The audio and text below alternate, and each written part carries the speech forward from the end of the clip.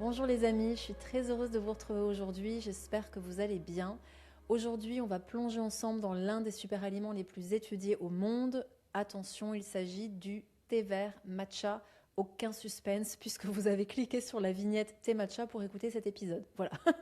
Alors ce thé matcha, si ça tenait qu'à moi, ou du moins si je m'écoutais, j'en prendrais tous les jours parce que j'adore ça, j'adore ce goût. Moi j'ai quand même un délire avec tous les trucs qui ont un petit peu un goût d'herbe, tous les trucs verts en général j'adore. J'adore les jus de légumes verts, j'adore le thé vert, j'adore l'herbe de blé, l'herbe d'orge. C'est vraiment des saveurs que, je sais pas, que j'affectionne particulièrement. Donc en l'occurrence le thé vert matcha j'aime beaucoup. Et je me limite juste parce que c'est un stimulant. Donc pour les personnes qui veulent en savoir plus sur l'effet stimulant, sur l'effet délétère aussi de la surconsommation des stimulants, je vous invite à aller écouter le podcast que j'ai mis hier en ligne, l'épisode sur le café. Comme ça, vous avez tous les détails, l'impact sur le système nerveux, sur les glandes surrénales, etc. Mais pour le thé vert matcha, vu qu'il est très riche en tanins, il n'a pas du tout l'effet coup de fouet que pourrait avoir un café.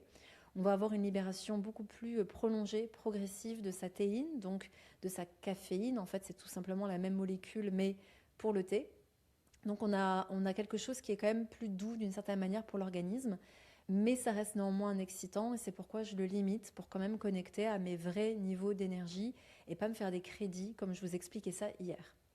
Alors avant toute chose, le matcha, qu'est-ce que c'est? Eh bien c'est tout simplement du thé vert entier qui est broyé très finement entre deux meules de pierre, ce qui fait qu'au lieu d'infuser une plante, eh bien là en fait on va la consommer entière, ce qui fait qu'il y a une extrême concentration de polyphénols, en particulier des catéchines et surtout le GCG qui est l'un des antioxydants les plus puissants identifiés.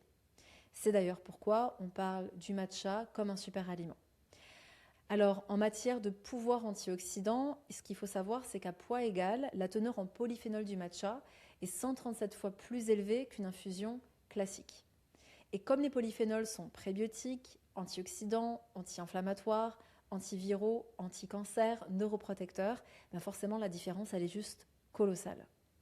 Très concrètement, les polyphénols du matcha vont agir au niveau de notre tube digestif en le protégeant, ça va réduire aussi les phénomènes inflammatoires, ça va bloquer certains minéraux pro-oxydants comme le fer ou le cuivre, surtout quand ils sont en excès dans l'organisme. Maintenant, il faut quand même savoir que quand vous consommez du thé vert, c'est le même principe que le café. Quand vous consommez du thé et du café au moment du repas, ça va limiter l'absorption du fer, donc attention pour les personnes anémiées, d'accord? Mais en l'occurrence, s'il y a trop de cuivre, trop de fer, c'est un effet protecteur. Ça va aussi favoriser ce qu'on appelle la loi de l'hormèse, c'est-à-dire cette capacité qu'a le corps à retrouver son propre équilibre. Donc on retrouve des effets sur la réparation de l'ADN, sur l'élimination des protéines endommagées dans l'organisme, ou encore sur la multiplication des mitochondries, c'est-à-dire ces petits poumons qu'on a dans nos cellules qui permettent à notre corps d'avoir plus d'énergie. On sait par exemple que plus on fait de sport, plus on va donner l'indication à notre corps qu'on a besoin d'énergie. Donc on va produire plus de mitochondries et c'est ce qui fait qu'on se sent plus en forme de manière générale. Et ici, en l'occurrence, les polyphénols du matcha vont soutenir cette multiplication des mitochondries. Et ils vont aussi optimiser le système immunitaire et aussi être un substrat, c'est-à-dire l'aliment des bonnes bactéries du côlon. Et ces bactéries-là, en l'occurrence, elles sont très importantes parce qu'elles produisent des acides gras comme le propionate, qui est impliqué dans la satiété et dans la régulation de la glycémie. Ça, c'est en général. Maintenant, voyons par pathologie, parce que là, on a vraiment des études qui sont hyper intéressantes. En l'occurrence, quand on regarde l'effet du matcha sur les problèmes de surpoids et de diabète, on sait que les catéchines qu'on retrouve en grande quantité dans le matcha vont augmenter de 17% la combustion des graisses, améliorent la tolérance au glucose, augmentent la sensibilité à l'insuline et inhibent l'absorption des graisses dans le tube digestif. Il y a notamment une étude qui a été faite sur 90 personnes qui montre que le groupe ayant pris ces catéchines a perdu 3,6 kg de plus en 3 mois qu'un groupe témoin. Donc c'est aussi pourquoi le thé vert matcha est vraiment étudié comme un super aliment antidiabétique. Ensuite, quand on regarde l'effet du matcha sur le stress, c'est très intéressant. Hier, quand je vous parlais du café, par exemple, on a vu que ça venait surstimuler les glandes surrénales. Donc c'est comme si on se buvait du stress liquide, ce que je disais, ce cortisol liquide. Là, on n'a pas du tout cet effet-là parce que le matcha est tellement protecteur contre la réponse du stress qu'en fait, c'est plutôt bénéfique. En l'occurrence, on sait que le stress est pro-inflammatoire. Pour rappel, ça va donc aggraver le surpoids, le diabète, les maladies cardiovasculaires notamment. Et là, en l'occurrence, avec la théaïne qu'on trouve en grande quantité dans le matcha, on va avoir une diminution du cortisol, on va avoir un effet relaxant, mais c'est pas sédatif, c'est juste relaxant, Ça améliore la concentration, ça réduit de manière générale les symptômes du stress. Concernant les AVC, des études ont montré que les consommateurs réguliers voient leur risque d'AVC diminuer de 24%.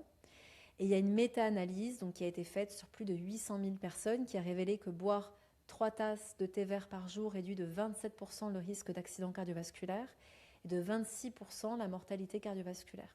Ensuite, concernant les cancers, après 1 an de consommation, on observe 31% de régression de polypes cancéreux, vs 15% contre un placebo.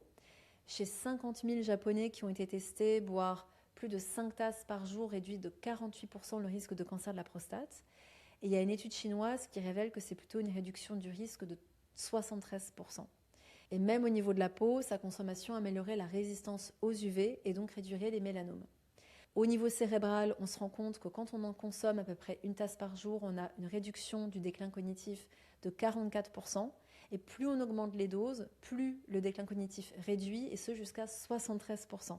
On est quand même juste sur des chiffres qui sont assez hallucinants. Là, je ne sais pas si vous écoutez en mode automatique, en train de faire le ménage ou en train de cuisiner, mais les chiffres sont complètement lunaires quand on y pense.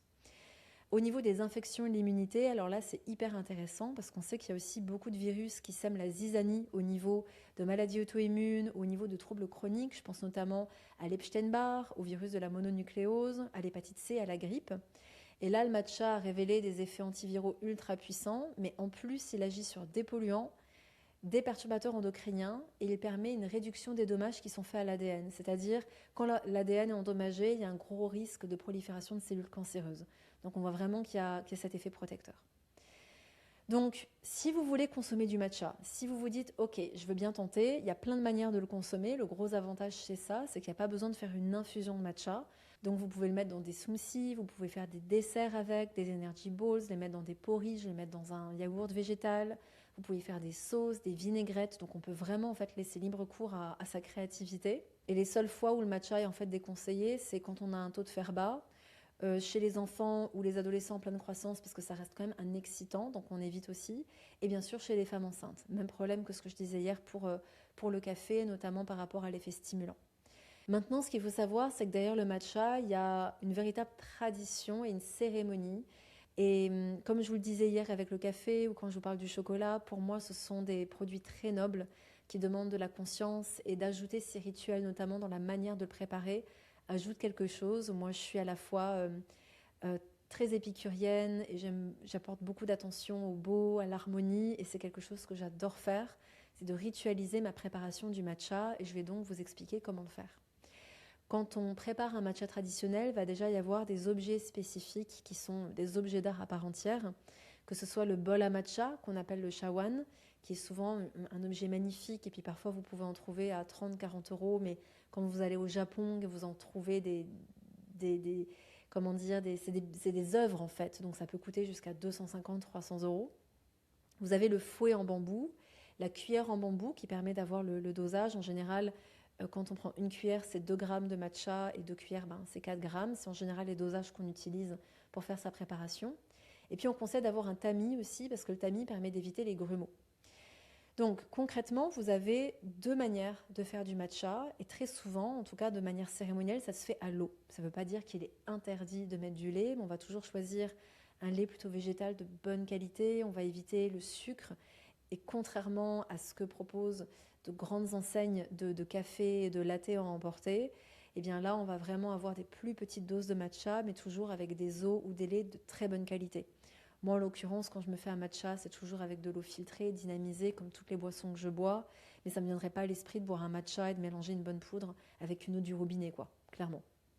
Donc, dans les 2 manières traditionnelles de le faire, vous avez le thé léger qui, je ne sais pas si la prononciation est juste, mais en tout cas on écrit ça usucha, qui est en fait la version la plus liquide. Et puis vous avez une version qui est plus de cérémonie, qui est un thé épais, qui est comme une pâte en fait, et on appelle ça le koicha.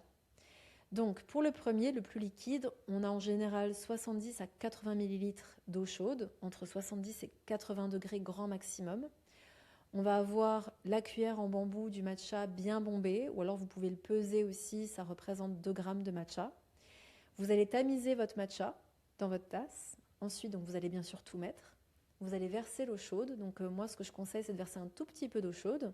Et là, vous allez fouetter en zigzag de manière très vive pour éviter les grumeaux et surtout avoir une belle mousse. Et quand cette base-là, elle est bien faite, là, vous rajoutez votre eau chaude. Ok ? Pour l'autre, pour le koicha qui est plus épais, on va faire pareil, sauf qu'on va mettre 4 grammes de matcha avec seulement 40 millilitres d'eau chaude. Donc vous pouvez tester, faire vos expériences. Et puis quand on sort de l'aspect cérémoniel, bon bah évidemment, comme moi je le fais de temps en temps le matin, je vais choisir un lait végétal. Et vous faites pareil. Donc je me fais mes 2 grammes tamisés avec un petit peu d'eau chaude pour bien le diluer et faire en sorte que j'ai déjà un thé vert sans grumeaux bien mousseux. Et à ça, je vais faire chauffer et faire mousser mon lait végétal que je vais rajouter par-dessus. Et là, vous avez une boisson incroyable. Si vraiment vous voulez sucrer, je le déconseille bien sûr, mais si vous voulez sucrer, préférez du sirop d'érable, du sirop de date également, c'est possible. Pourquoi pas de la stevia, du xylitol pour les personnes qui veulent faire très attention à leur glycémie. Le miel, je déconseille parce qu'on évite de chauffer le miel. Le miel est une médecine. Quand le miel est chauffé, ça libère des composés toxiques. Donc on va plutôt préférer sirop d'érable, pourquoi pas. C'est une bonne alternative et c'est un bon petit goût. Voilà pour ce que je voulais vous dire sur le matcha. J'ai eu beaucoup de questions en fait, sur ce sujet alors que c'est une boisson fondamentalement assez simple à préparer, qui s'est énormément répandue. Évidemment, je vous conseille de choisir des matchas de bonne qualité, préférez aussi des formes bio parce que il y a une grosse mode du matcha, donc ça reste un thé vert et ça reste donc comme tout les thés des produits sur lesquels on met beaucoup de pesticides, d'herbicides. Donc il vaut mieux préférer des choses qui sont labellisées. Et puis amusez-vous à tester différentes qualités. Il y a des matchas lambda, on va dire des matchas qualité basique et des matchas qualité premium. Ça se voit d'ailleurs énormément. Une fois, j'ai posté une photo sur mon compte Instagram où il y avait vraiment un matcha bas de gamme, un matcha premium et un matcha qui venait tout droit du Japon, qui était vraiment le Graal. Et on passait du vert clair au vert extrêmement intense. Et ça, c'est révélateur de la quantité d'antioxydants que contient le matcha. Donc j'espère que ça vous aura inspiré pour tester le matcha, pour peut-être aussi respecter davantage ce matcha-là et donc le consommer dans des conditions spécifiques et pas forcément le commander à tout bout de champ dans des cafés qui favorisent la surexploitation aussi du matcha et surtout du matcha de mauvaise qualité. Voilà, je vous souhaite une bonne journée. Si vous vous en faites une bonne dégustation et je vous retrouve demain pour un nouvel épisode sur Guérir et Grandir. Bien sûr, si ça vous a plu, pensez à mettre une petite étoile, un pouce ou à laisser un commentaire, ça fait toujours plaisir et surtout ça soutient mon travail. Voilà, gros bisous et à très vite.